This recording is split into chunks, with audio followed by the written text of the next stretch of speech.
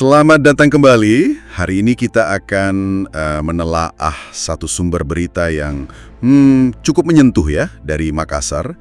Ini kutipan dari tribuntimur.com, tanggalnya 9 November 2025. Jadi ini bukan sekedar laporan biasa, tapi lebih ke cerita tentang harapan, kelegaan, dan ya isu penting juga sih buat kita semua soal keamanan anak dan gimana kita sebagai komunitas meresponsnya.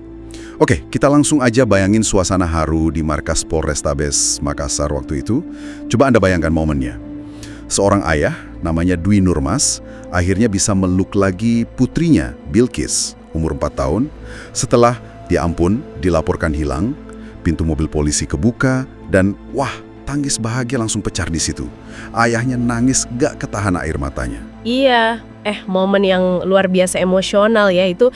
Sumber ini benar-benar ngelukisin gambaran yang kuat banget soal kelegaan keluarga. Dan lebih dari itu ya artikel ini juga nunjukin gimana peristiwa kayak gini tuh bikin banyak orang ikut ngerasain. Dilaporin kan puluhan warga itu udah nunggu di halaman Mapolrestabes dari pagi loh. Malah ada yang bawa boneka buat Bilkis. Ini nunjukin banget tingkat kepedulian sama penantian kolektif yang tinggi gitu.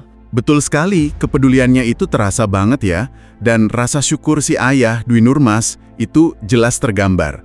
Artikelnya nyatet momen dia sampai nyium tangan Kapolrestabes Makassar, Kombes Pol Arya Perdana. Ungkapan terima kasihnya itu, alhamdulillah saya cuma bisa bersyukur anakku akhirnya kembali. Terima kasih Bapak Kapolrestabes Makassar. Wah, kedengarannya tulus banget ya.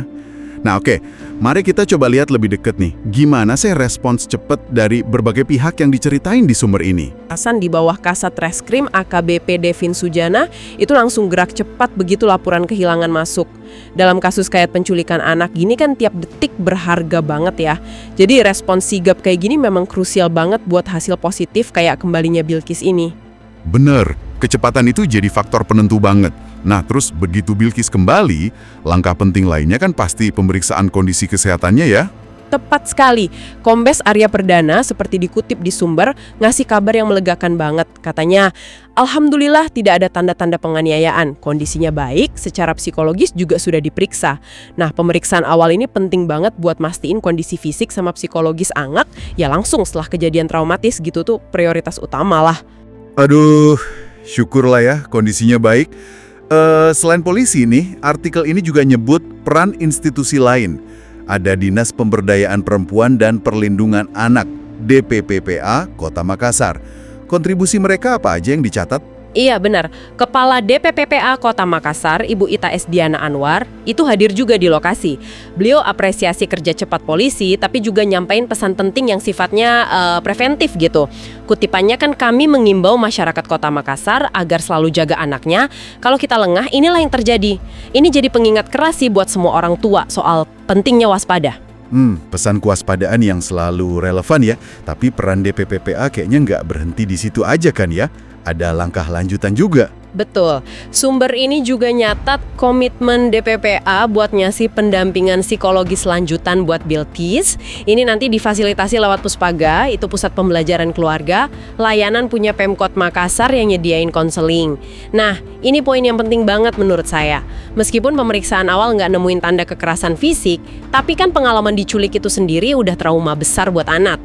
Pendampingan psikologis ini penting banget buat bantu Bilkis memproses pengalamannya, biar nggak ada dampak jangka panjang ke perkembangan mental emosionalnya. Ini nunjukin pemahaman kalau luka itu nggak selalu kelihatan gitu. Oke, jadi kalau kita rangkum nih ya, sumber berita ini ngasih kita gambaran lengkap. Ada momen emosional Bilkis kembali, terus kerja cepat polisi yang patut diapresiasi, pentingnya pemeriksaan dan dukungan lanjutan buat korban, sama pengingat vital soal kewaspadaan orang tua. Intinya, Bilkis sekarang udah aman lagi sama keluarganya. Tepat sekali.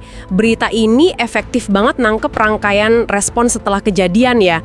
Penemuan, pemeriksaan awal, terus ada rencana pemulihan psikologis jangka panjang sama imbauan pencegahan ke depan. Tapi ini juga jadi mancing satu pertanyaan yang lebih luas nih buat Anda renungkan. Berita ini kan nekanin kewaspadaan individual orang tua ya. Pertanyaannya gini, di luar tanggung jawab pribadi orang tua nih, langkah konkret apa lagi sih yang bisa kita bangun sebagai komunitas? Maksudnya untuk secara kolektif mencegah kejadian serupa terulang lagi. gimana caranya lingkungan sekitar kita, tetangga, sekolah, ruang publik bisa lebih proaktif gitu. Jadi bisa ciptain semacam jaring pengaman bersama buat melindungi anak-anak kita, bahkan sebelum krisisnya terjadi. Nah itu mungkin yang perlu kita pikirkan bersama. Download Tribun X sekarang. Menghadirkan lokal menjadi Indonesia.